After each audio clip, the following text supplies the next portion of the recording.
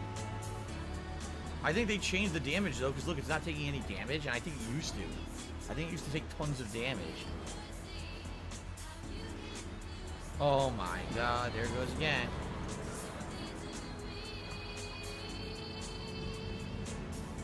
And it even killed someone. Jesus. It's not taking any damage. Look. It's literally not taking any damage, so why would I bother stopping these guys?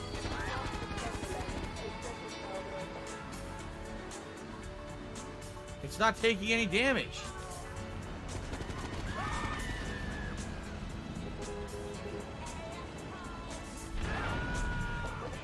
It took like nothing. Look. What the hell?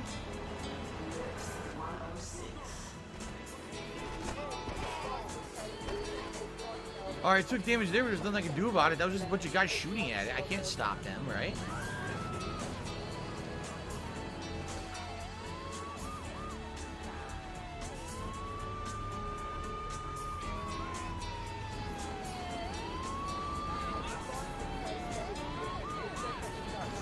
Dumb fucking cop. Yeah, see, I can't stop these guys from shooting it.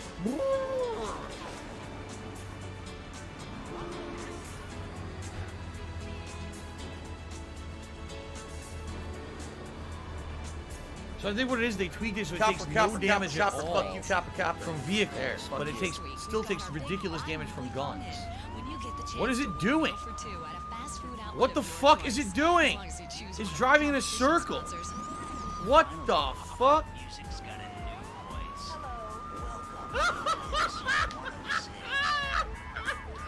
Now it's going in the tunnel. Oh my god. Are you a functional retard? I have to ask. The dump truck. Look at the dump truck. Oh my god. What the fuck? Yo! Come on. What the fuck? What is going on? Look at all this. Stop this. What is happening? Look at the car. What is it doing? What? It drove on the wall of the fucking... It literally drove on the wall.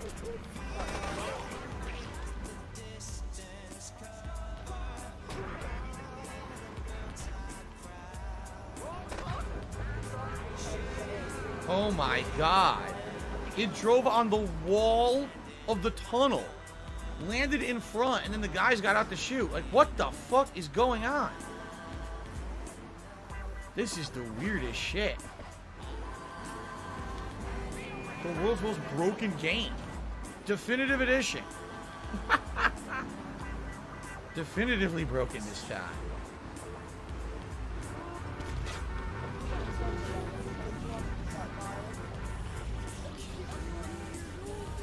Holy shit, at least I took him out.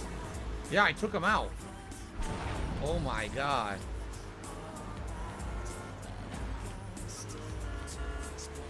Wow. Ha ha. Boy.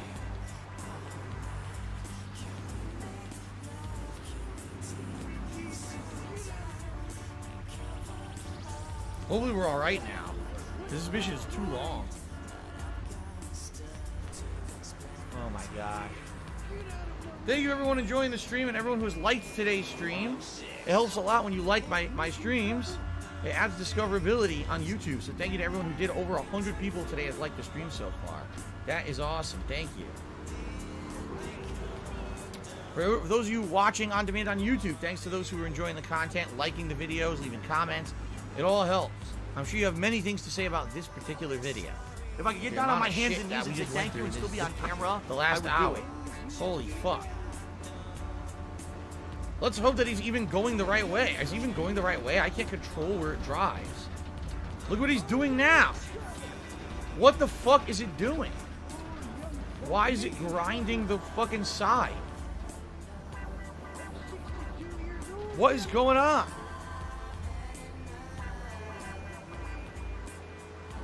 Oh my god. Anyway, Guts says, my last Game Pass exploration stream was great after I got the Series X. This one should be good too. Yeah, and the thing is, I haven't actually checked out Game Pass since the summer. So should be a lot of things added. Why is it driving so slow? What is going on?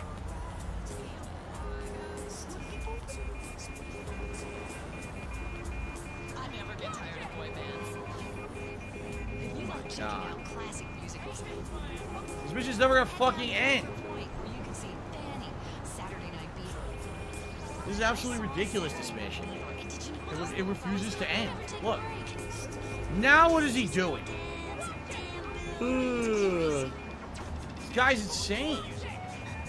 He's driving like a snail. Look, he's driving like a fucking snail for some reason. And he's wrecking every possible thing on the road. For no reason. I'm very confused. When we're shooting at it, but I flattened it. There's nothing I can do about people shooting it. There's no way you can stop that.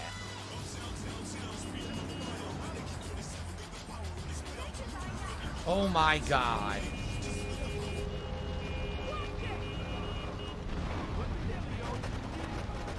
Well, guess what? They're gonna say, yep, it's gonna say it got destroyed. So that I can do. Look, I can't stop it.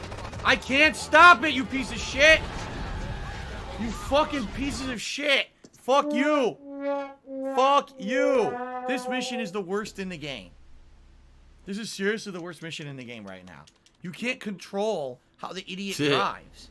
So he drives like a fucking slow-ass moron and gets the fucking thing wrecked. What the fuck do you want me to do? I can't stop him from being idiotic. Why don't they just let me drive the car, right? If they let me drive the car, I'd be able to do the mission. But instead, I have to escort Mr. fucking Magoo, who's driving this stupid armored car, and it's a waste of my fucking time. That was literally 15 fucking minutes of my fucking time that I fucking wasted on this fucking broken mission because it doesn't fucking work because the AI is fucking stupid. Holy fuck. Why am I toxic?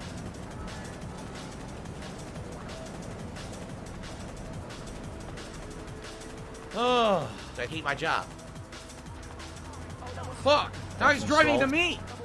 Into me. Rising to toxicity. Oh.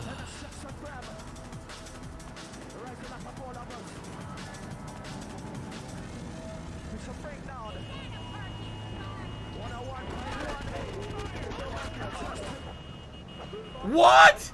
Look at this.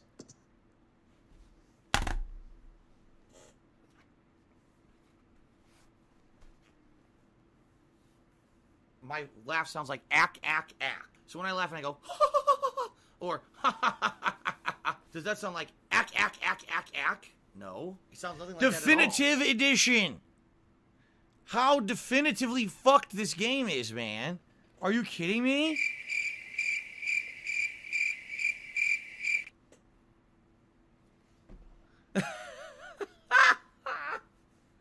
They're out of their fucking minds.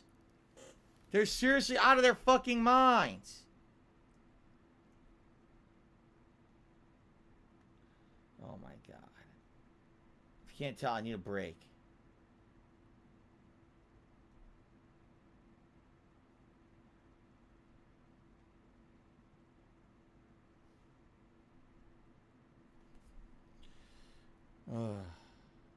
What do I do?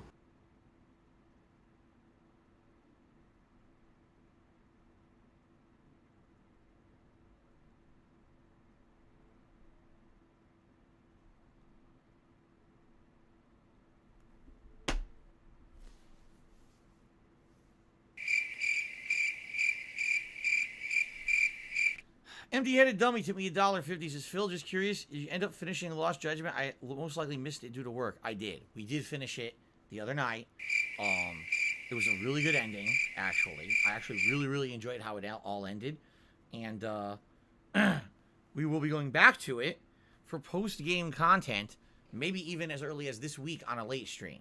But I don't have the full schedule for the week yet because I don't know my wife's work schedule only after the next few days. I have to find that out first, and then I can tell you guys, but yeah, we'll be going back to it, and it was a really good ending. You can catch that right here on demand on DSP Gaming. All right.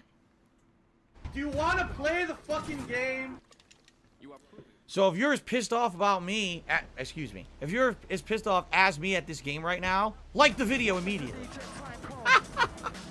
You know, okay, so you guys know that obviously I'm trying to build this channel back up. I need your help with likes and engagement on the channel, right?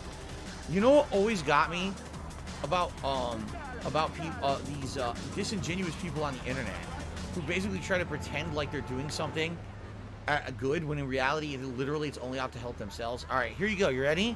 Internet giveaways where you have to either like, retweet, or subscribe to, or follow someone somewhere. So for example, you'll have a YouTuber and they'll be like, oh, we're doing a big giveaway here on the channel. To enter, you have to subscribe to the channel, like and you know, share this video and do this and this, and then you're entered into the contest, right? I don't know how many YouTubers still do it, but back in the day, this was rampant, like 10 years ago. And actually, one of the things that I still see to this day that's incredibly well accepted, even though it's definitely a scam, is people doing giveaways on Twitter. They'll literally be like, okay, so on Twitter today, I'm giving away a PlayStation 5, one lucky winner.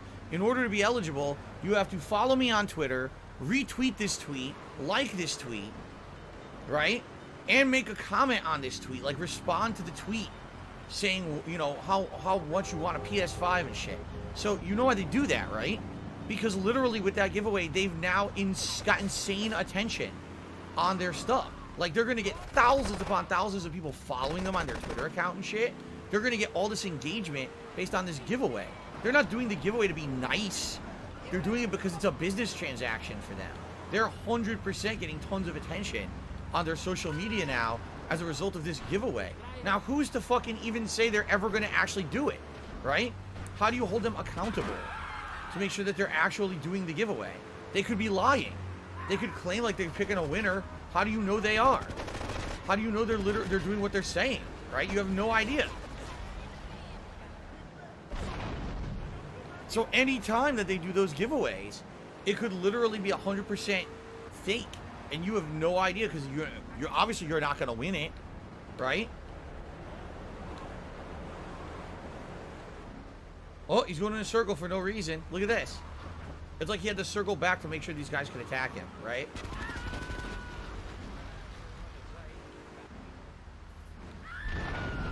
Wow.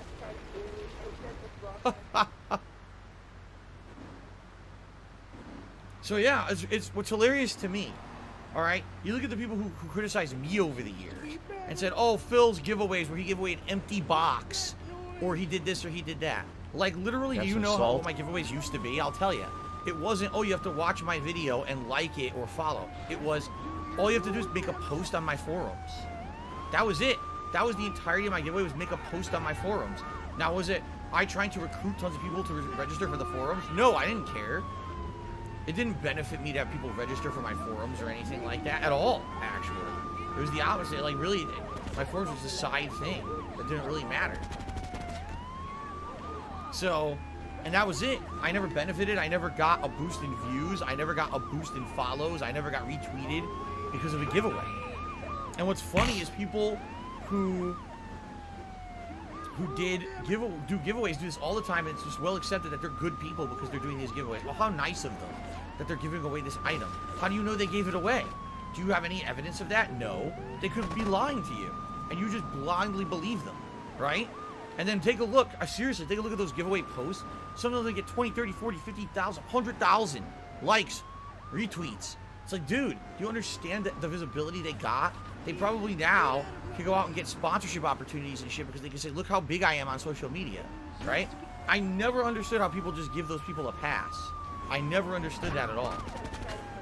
I want to watch some faggot insult some homo. We're soulmates.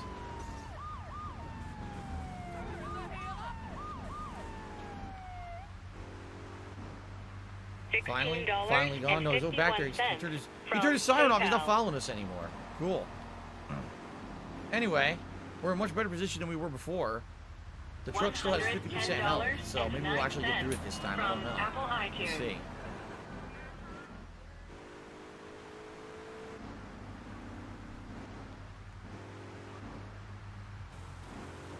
I just don't understand how it is. And this is me being honest and kind of venting a little bit with you guys. Over the years, I've done my best to try to be a nice guy to my viewers, to help them out. When I could afford doing giveaways and shit, I used to do them all the time.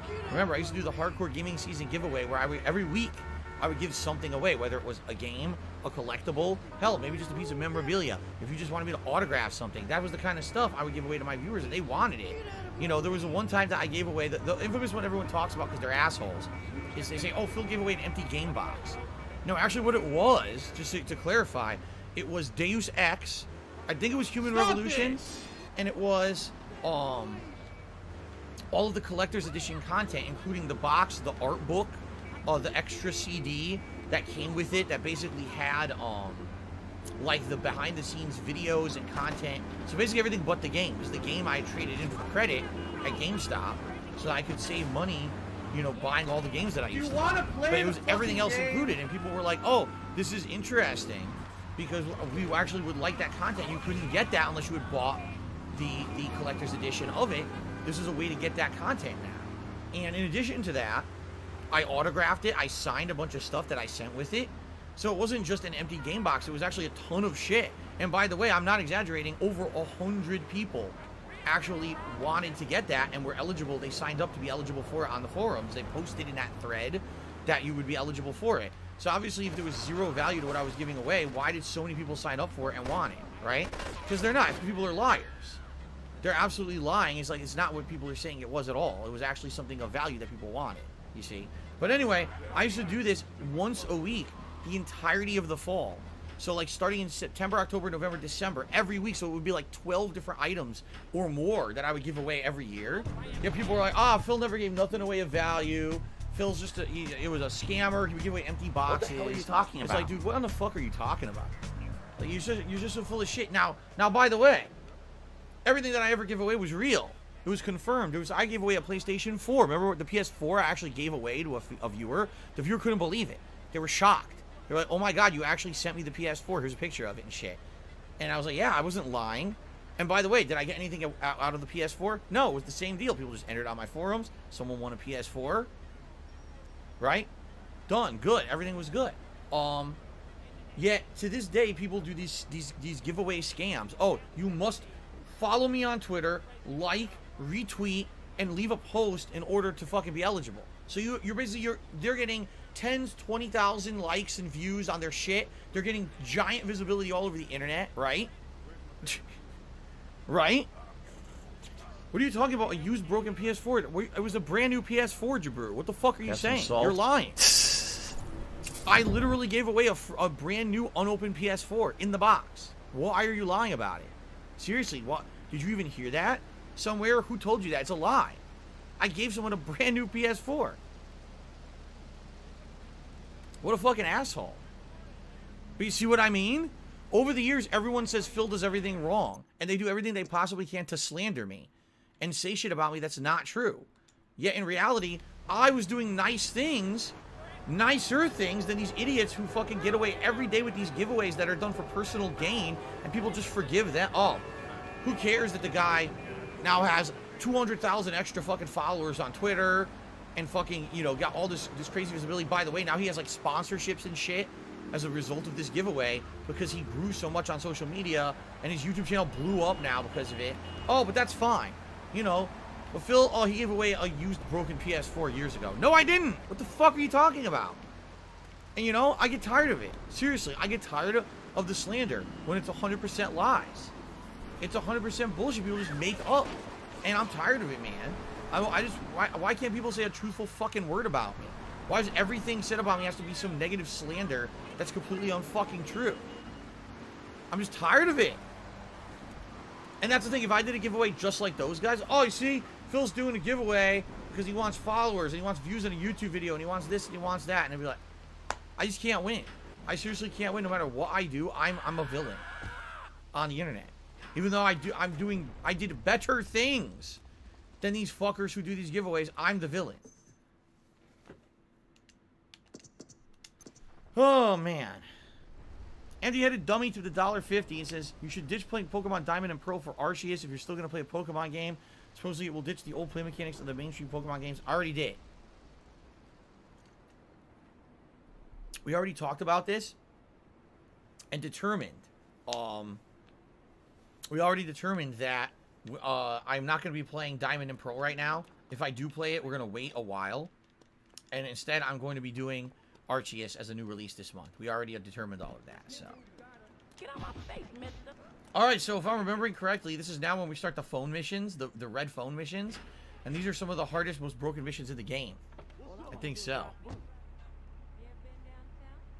Okay. So let's do it. It's right down the street. Yep.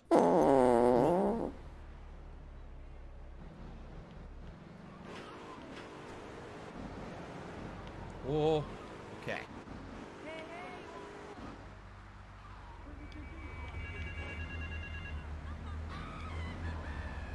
Alright, here we go. Like I said, these are some of the hardest missions in the game, if I remember correctly. Uzi money. Yo, this is D-Ice of the Red Jacks. I got a problem. They trying to play.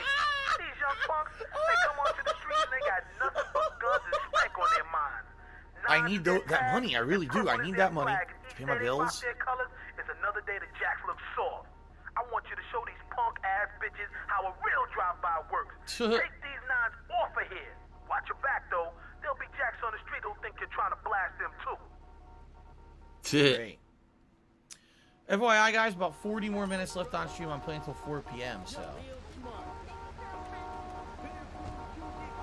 Hint, hint, hint. I don't know who I'm killing. Purple Nines, this guy?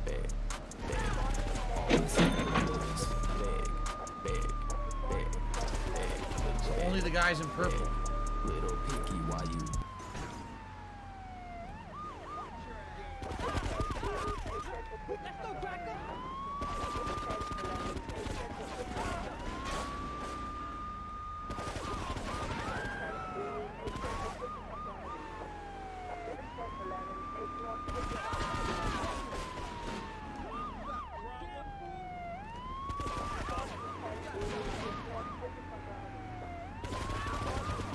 Did they give you infinite bullets in the original?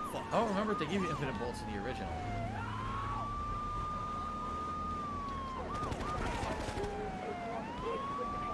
This cop is a fucking pain in my ass.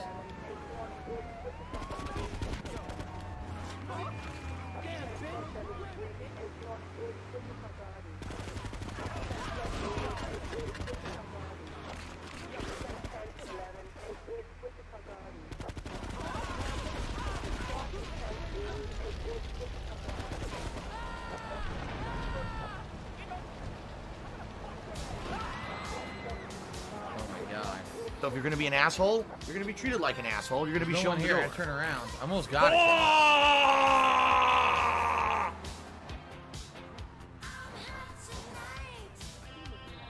Nope. Tiger, tiger, row, tiger, row.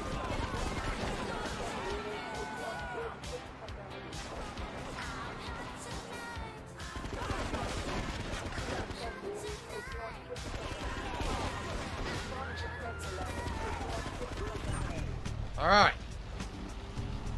Jesus, it's chaotic. I'll see you tonight, Kagome.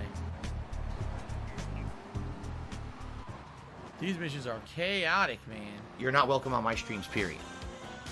And by the way, did you see behind the garage there? There's a police bribe. Yeah, I just saw it. So if I need it, it's right there. Yep, police bribe.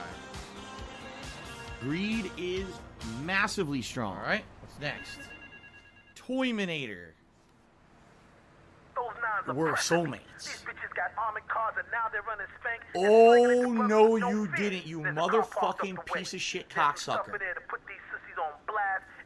Mark my fucking words. A car full of weapons to blow up armored stuff. Well, I'm gonna find out who the fuck you are. Don't I have You rocket launcher? motherfucker.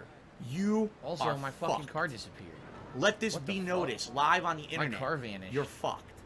And you are done. Okay, then.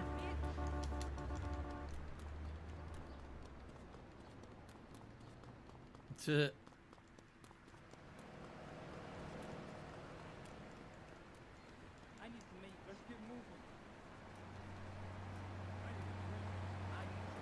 Are I'm Hot Tonight and She's on Fire the same song? No, one song is the person who's actually on fire singing about being on fire, and it's called I'm Hot Tonight. The other one is someone else singing about the woman who's on fire, and that one's called She's on Fire. You see the difference? It's the perspective of the person singing is the difference between the two songs. They're of the same subject matter, though.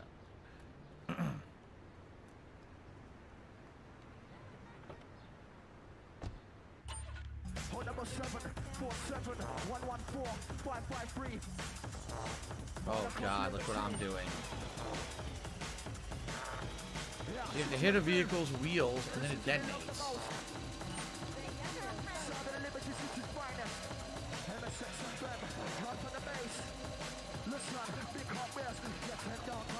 Oh my God.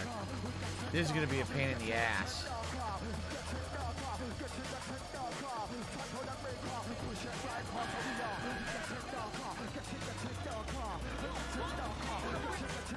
I totally forgot about this mission.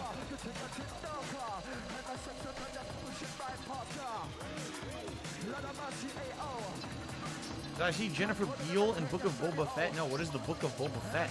I don't know what that is.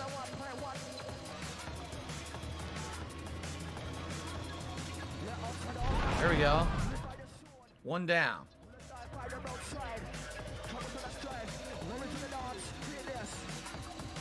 I've never heard of it. Book of Boba Fett. Oh man. This is gonna be a pain in the ass.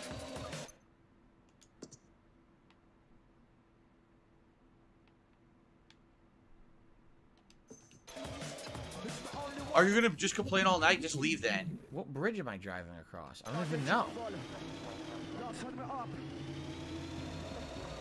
I think one of them is up here. What do I do? Here's one right here. Wait, where is it? It's under me.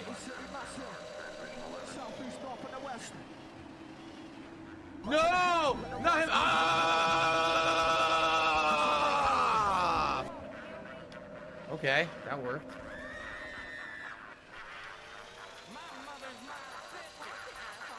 My mother's my sister. Heard that? Wow.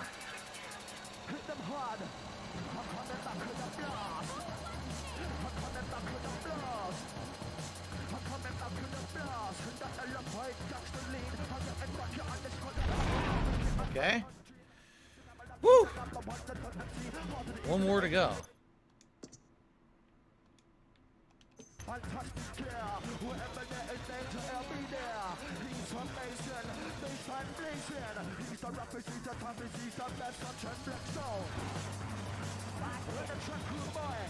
think that worked. The waypoint didn't work at all, by the way. I said a waypoint. It's not showing me how to get there.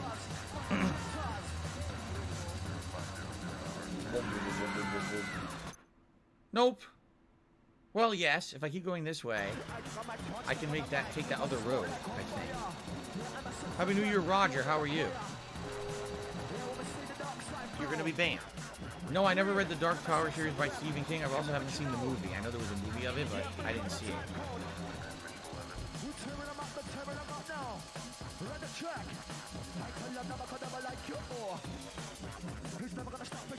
The Dark Tower is not horror, right?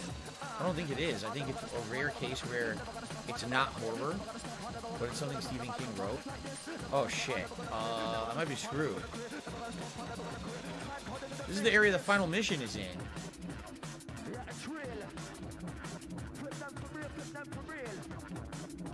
Oh no. They won't drive up here.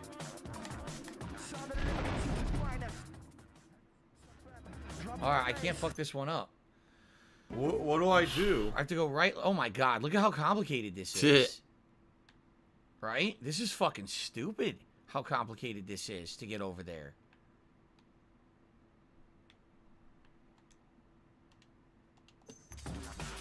This is dumb.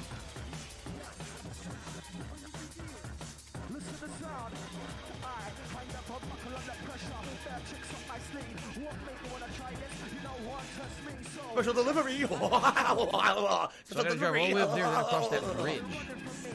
Oh my god. Thomas says, the GTA 3 map doesn't really follow logic. Yeah, who would design the roads like this? It's fucking insane.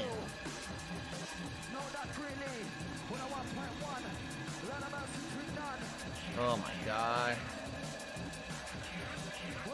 It's none of anyone's business. Like the first 3 are fucking easy, right? Or the first 2. And this one's a nightmare.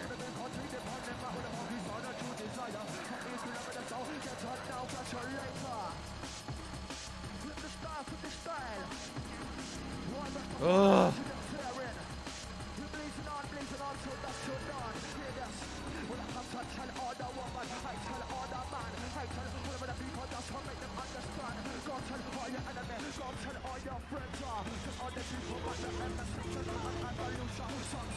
Okay.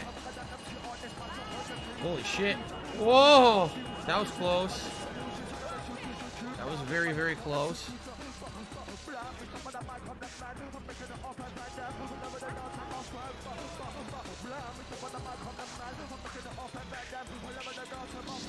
What the fuck? Oh my fucking god. Now it says it's behind me. Now wait a minute. What? What? How could it be behind me? I don't know what's going on.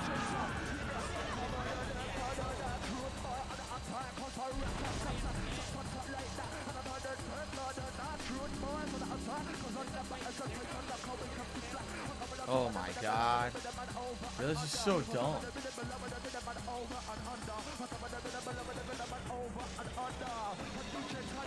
Where is he?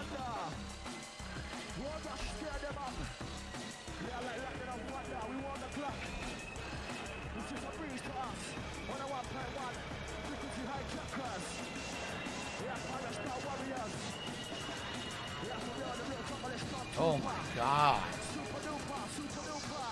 Oh my fucking god. This sucks. This whole game.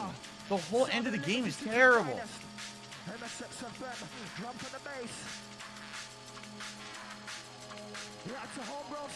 Shit.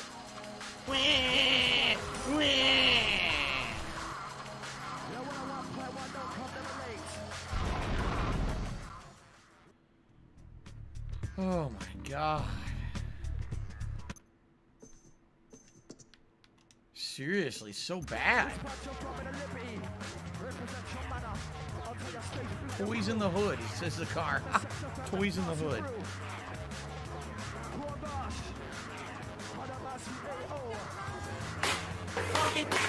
I guess it's gonna choose me.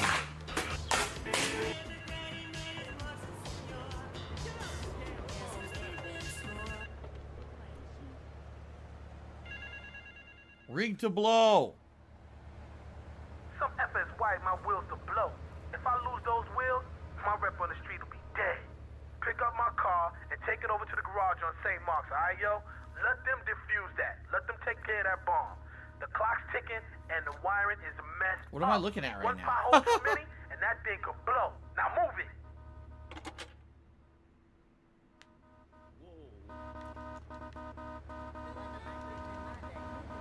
My laugh sounds like ack, ack, ack. So when I laugh, I go, or, does that sound like ack, ack, ack, ack, ack?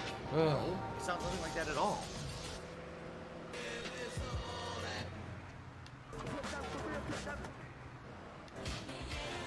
Yes, yeah. Miserable. Just miserable. Rush to the yayo. You should rush to the yayo. Oh, I'll see you at the Game Pass stream later, guys. Let's have a little more dough. Now, what you say? I'm sure adult. No, the coronavirus does not seem like a zombie apocalypse. It's not funny and it's not it's not entertaining. It's just fucking scary and annoying as hell in real life, and we really don't have to be dealing with it. It's fucked up. So I have to be fast, but also perfect and not hit anything.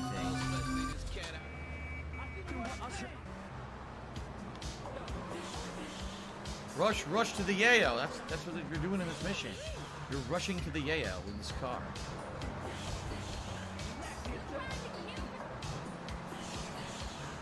All right.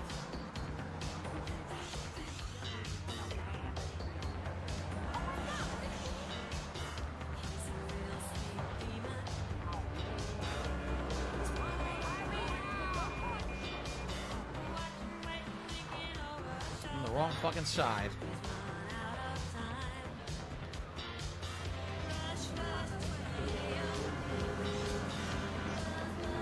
Oh, you fucking piece of shit. Oh, 1983. I played the trumpet a lot back then. Ugh. I didn't jump back. Get out of the fucking way.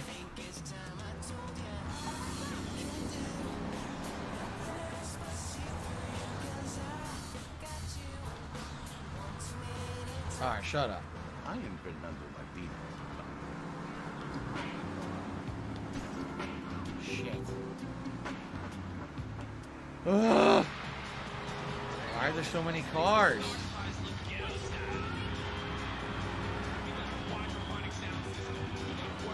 And they're all changing lanes constantly for no fucking reason. Oh my god! Oh! Fuck these missions. What do I do?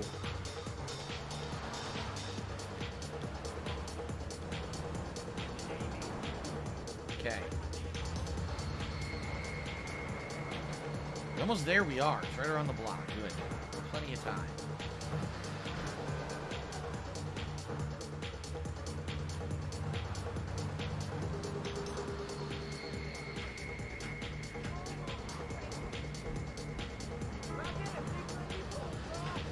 Okay. Get the car repaired, so I gotta go to a paint spray now. At least the bomb's out. Okay. Oh! Tycoon Games says you don't have to worry about gangs for some reason. They won't shoot you during this mission. Oh yeah, we probably realize it would be kind of cheap if they shoot you and your car instantly explodes because there's a fucking explosive attached to it, right? You know what's dumb is I need that money. I really do. I need that money. That garage you My can't fix bills. your car. Now you got to drive across town to another garage to get the car fixed. Wow, they couldn't do both.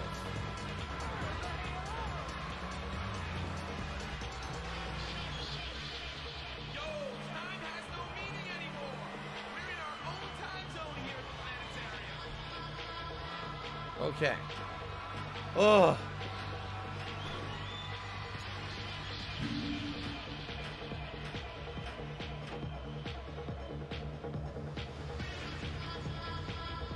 Fuck. I have to do it with 0 damage, or else I have to do it in paint spray again. What a pain in the ass this is gonna be. It's so tedious and boring, right? These missions. I don't remember what the reward is for doing all the phone missions. If you get anything really good or not. I know that I did them in my last run because I remember doing everyone saying the special delivery. I remember doing the special delivery mission over and over. I kept failing it.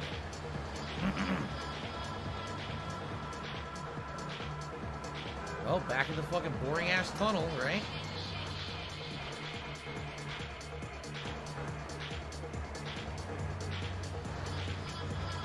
Special delivery! Tunnel where everyone drives like a fucking asshole, like this one. Look. Fuck out of my way, man.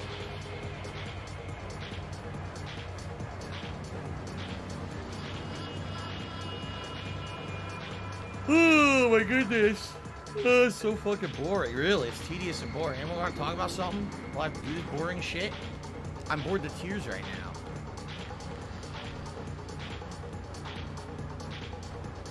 I don't know who's talking. Come on. Say something.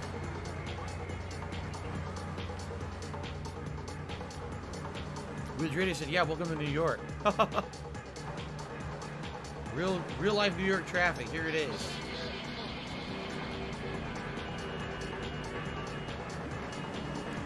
One signal lane change. Constantly. People kidding you constantly. Yes, welcome to New York. What the fucking idiots.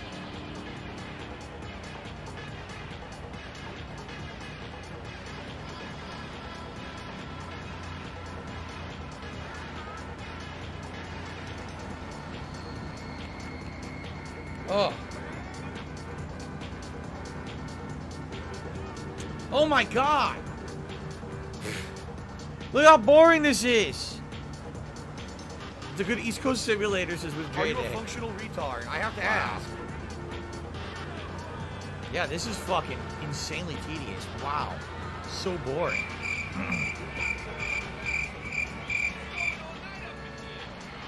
Finally, an opening.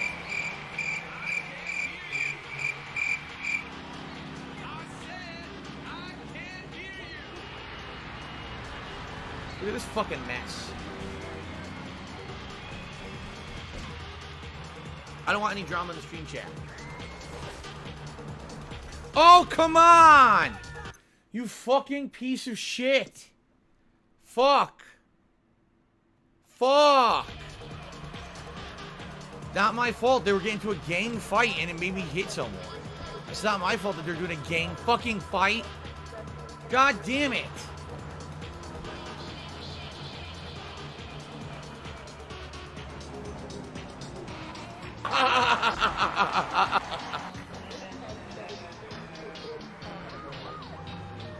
This sucks.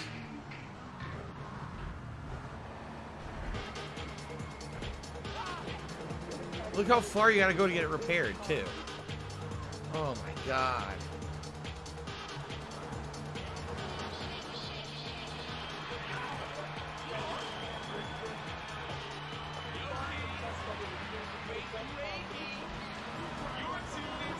Ugh.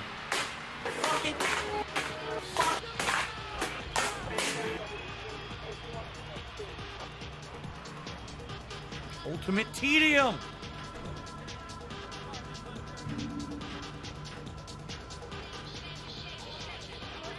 Look out, there's a black woman Jack coming Murphy, out. they did not He make takes them any both out. easy Boom. missions. They did Steals not make the them any backpack and easier. runs away. Right now, I'm currently doing the phone mission. It's like the last major piece of content before the finale. I think I have the final mission open. But, man. Man. These final missions suck. Like I said, the game was fine up to this point. This stream has definitely been the most stressful stream. Some really broken missions with glitches. My favorite was teleporting inside the airport. I was in the far south of the airport trying to shoot down the plane. I teleported to being inside the airport in the subway. Didn't make any sense at all.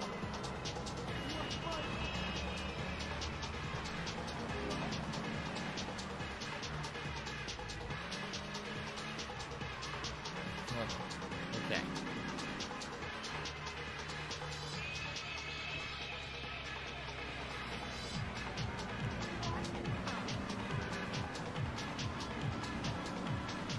At least there's no time limit to do this right now. Thank God.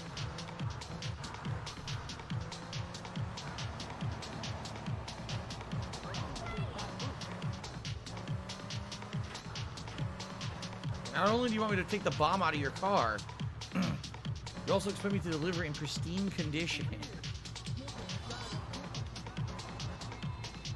There. Now fuck you and your car, you asshole. We're still not done with his missions either.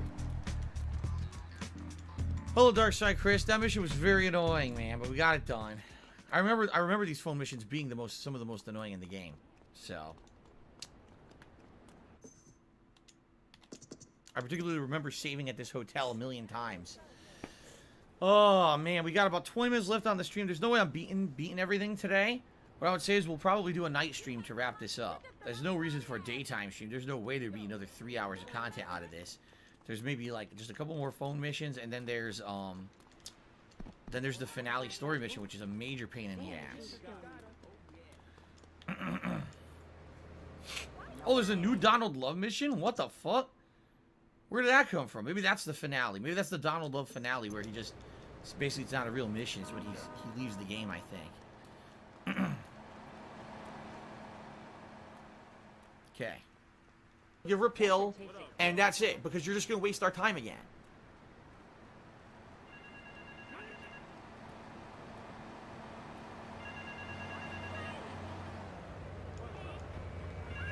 Okay. Bullion Run.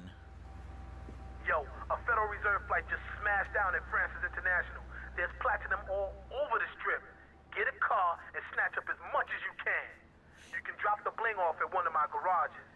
This platinum is mad heavy, and it'll slow your wheels down some. So make regular drop-offs at the garage. This sounds boring. Ha ha!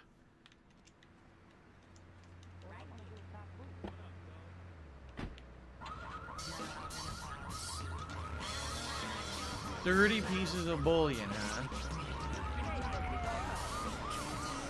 No, I hate this song. 3 miles to the gallon.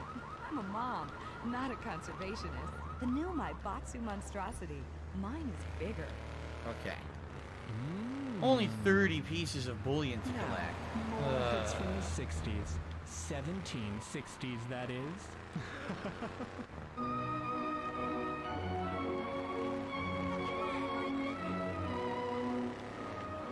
Alright, enough of that.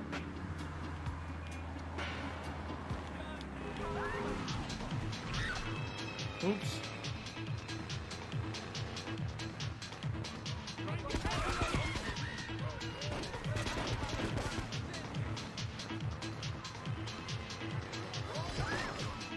Oh, okay. Almost there. I think. I hope.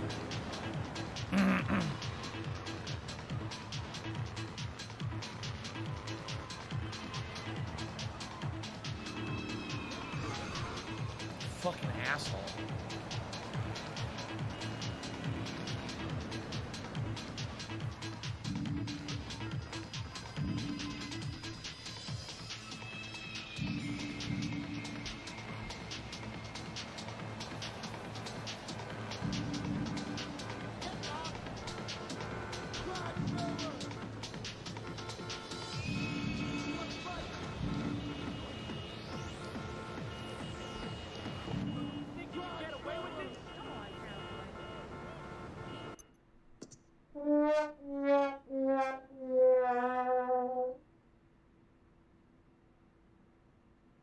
I'm very confused.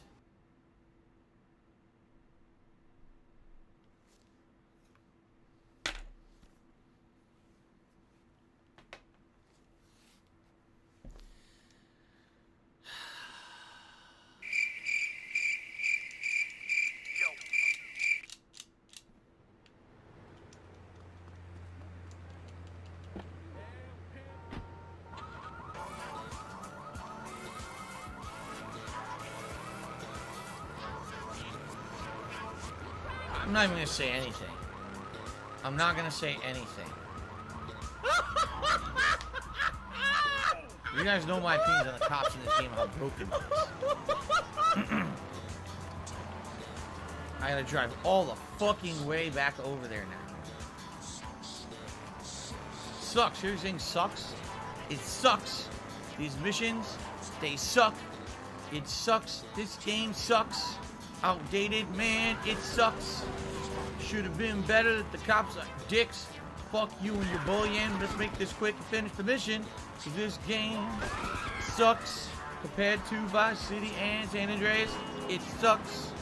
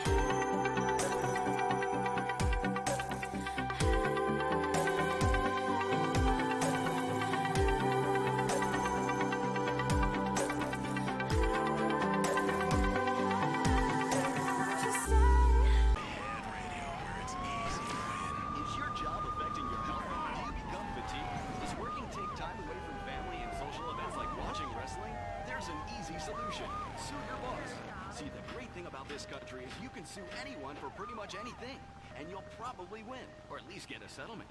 At the firm of Rakin and Ponser personal injury attorneys, we can 17. How many say there were 30? Like a sissy can result in a large damage award Okay. from your employer. We also specialize in awards for injuries suffered in auto, bus, and train accidents, and can even train you to throw yourself in front of a bus and I need pretend 13 more. That's why they pay French. Call the law offices of Rakin and Ponzer and get ready to enjoy a life. I don't even know where to go.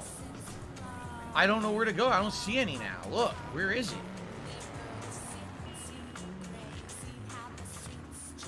Here it is. They say they removed it. They removed the bullion from the map. So I need 13 more. 1, 2, 3, 4, 5, 6, 7, 8, 9, 10, 11, 12, 13. Okay. Now I just gotta go deliver it.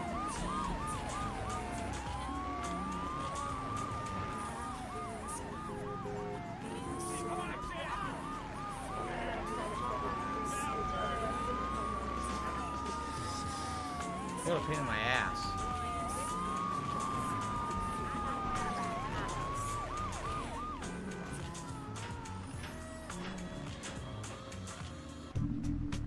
Okay. Chicken Man to the super tastes. I just tried the Taco Bell wings. I'm shocked they're pretty good. Well, what are they? Are they like miniature little actual wings? Are they little drumsticks? What kind of sauce is on them? Are they crispy? Are they just like mushy with sauce on them? What exactly are they?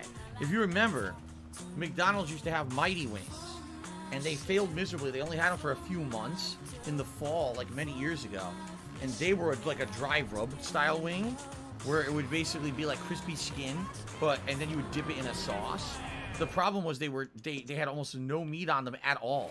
Like it was like completely no meat on them. You tried eating chicken skin, basically. Chicken fucking skin with dip sauce. Wow, that's great. What's funny is you may not realize this, in some cultures, they literally just eat skin. Like chicken skin, pork skin, they just fry that up and eat it as like a delicacy. It's really good. Like, dude, you know, it probably tastes good, but it's terrible for you. Fat, well, it's pure fat. So, yep.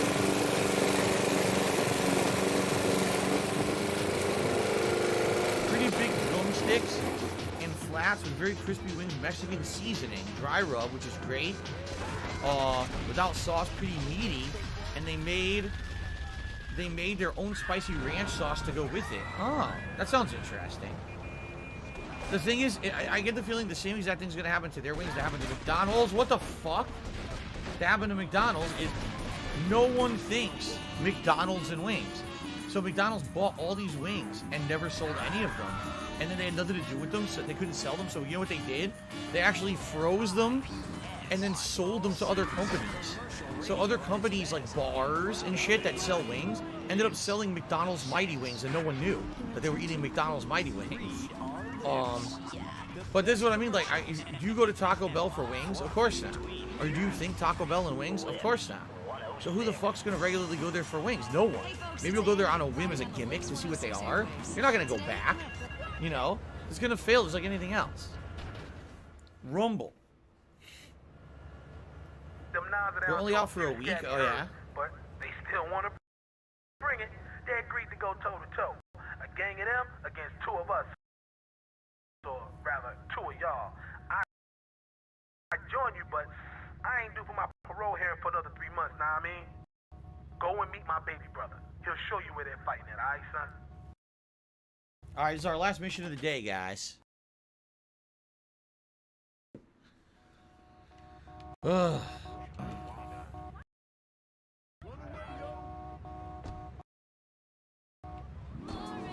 By the way, we still have the mission, the phone missions over on the Central Island, the green ones that I never did, so we can do those. And then finish the game. So what I think we'll do is I think we will do one night stream to wrap this up. I don't think we need anything more than a night stream. Yo, I said you was coming. There are rules. Bats only. No guns, no cars. All right, hold on. For respect. You cool? Let's go crack some skulls.